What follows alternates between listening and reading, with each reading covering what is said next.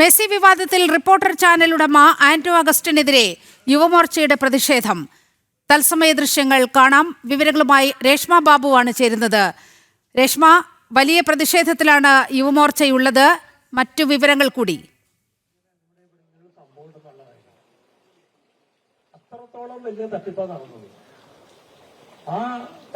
ഒരു വേറിട്ട ഒരു പ്രതിഷേധ പരിപാടി ഈ മെസ്സിയെ കൊണ്ടുവരാമെന്ന് പറഞ്ഞുകൊണ്ട് കേരളത്തിലെ കായിക പ്രേമികളെ പറ്റിച്ചു, തട്ടിപ്പ് നടത്തിയെന്ന് ആരോപിച്ചുകൊണ്ടാണ് റിപ്പോർട്ടർ ചാനൽ ഉടമ ആന്റോ അഗസ്റ്റിനെതിരെ യുവമോർച്ച ജില്ലാ കമ്മിറ്റിയുടെ നേതൃത്വത്തിൽ ഈ ഒരു പ്രതിഷേധ പരിപാടി നടന്നുകൊണ്ടിരിക്കുന്നത്. അതായത് ആന്റോ അഗസ്റ്റിന്റെ കോലം വെച്ച് ആ കോലത്തിൽ ചെരുപ്പുമാലയിട്ടതിന് ശേഷം മെസ്സിയുടെ മുഖംമൂടി അണിഞ്ഞ യുവമോർച്ച പ്രവർത്തകർ ഫുട്ബോൾ തട്ടിക്കൊണ്ടാണ് ഈ പ്രതിഷേധം നടത്തുന്നത്. വേറിട്ട കൗതുകകരമായിട്ടുള്ള പ്രതിഷേധം ഇപ്പോൾ ബിജെപിയുടെ നേതാക്കന്മാർ, ജില്ലാതല നേതാക്കന്മാർ. അവിടുത്തെ പ്രതിഷേധത്തിന്റെ തത്സമയ ദൃശ്യങ്ങളിലേക്ക് നമുക്കൊന്ന് പോയി വരാം. പത്രപ്രവർത്തകര് ഇതിനെതിരായിട്ടുള്ള നിലപാട് സ്വീകരിക്കില്ല.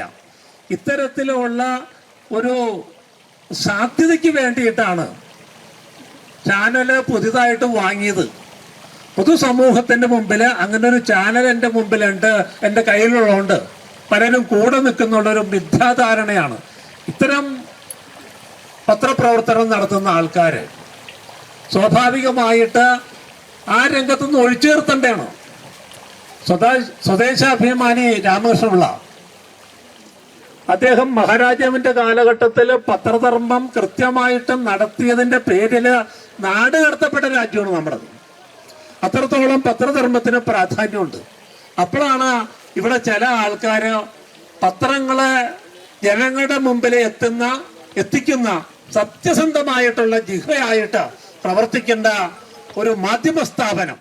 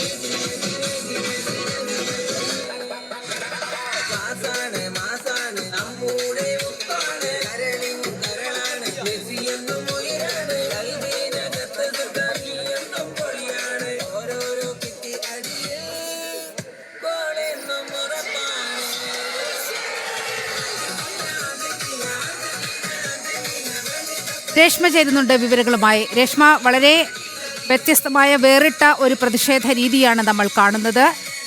മെസ്സിയുടെ പേരിൽ കേരളക്കരയെ ഒന്നാകെ പറ്റിച്ച റിപ്പോർട്ടർ ചാനൽ ഉടമ ആന്റോ അഗസ്റ്റിനെതിരെയാണ് യുവമോർച്ചയുടെ പ്രതിഷേധം ഉയർന്നിരിക്കുന്നത്. വിവരങ്ങൾ.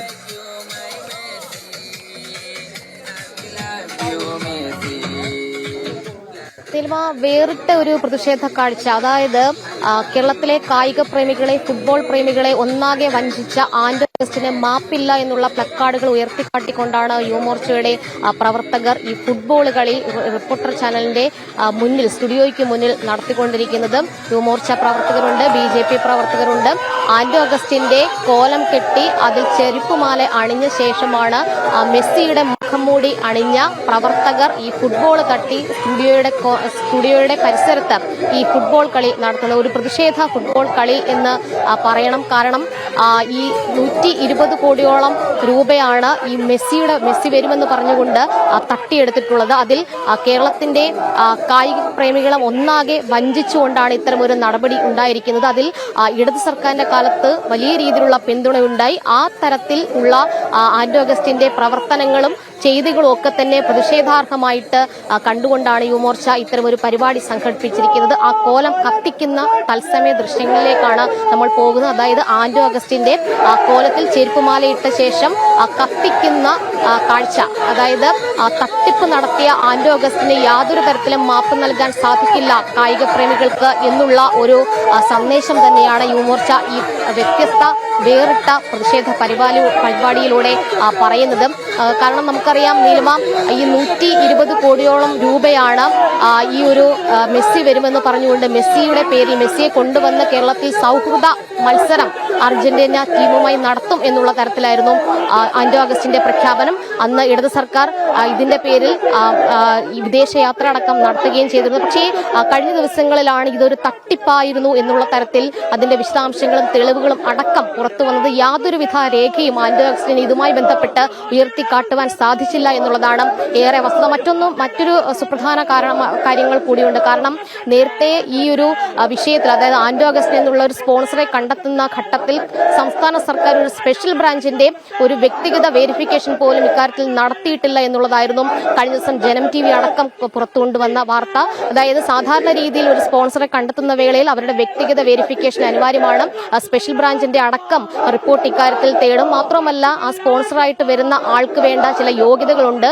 അതിന്റെ ടെൻഡർ അടക്കമുള്ള കാര്യങ്ങളിലേക്ക് കടക്കണം. അതൊന്നും തന്നെ കൃത്യമായിട്ടുള്ള നടപടിക്രമങ്ങൾ പാലിക്കാതെയാണ് ഇത്തരത്തിലൊരു കരാറിലേക്ക് സർക്കാരും സ്പോൺസർ എന്നുള്ള നിലയിൽ ആന്റോ അഗസ്റ്റിനെ മാറിയത്.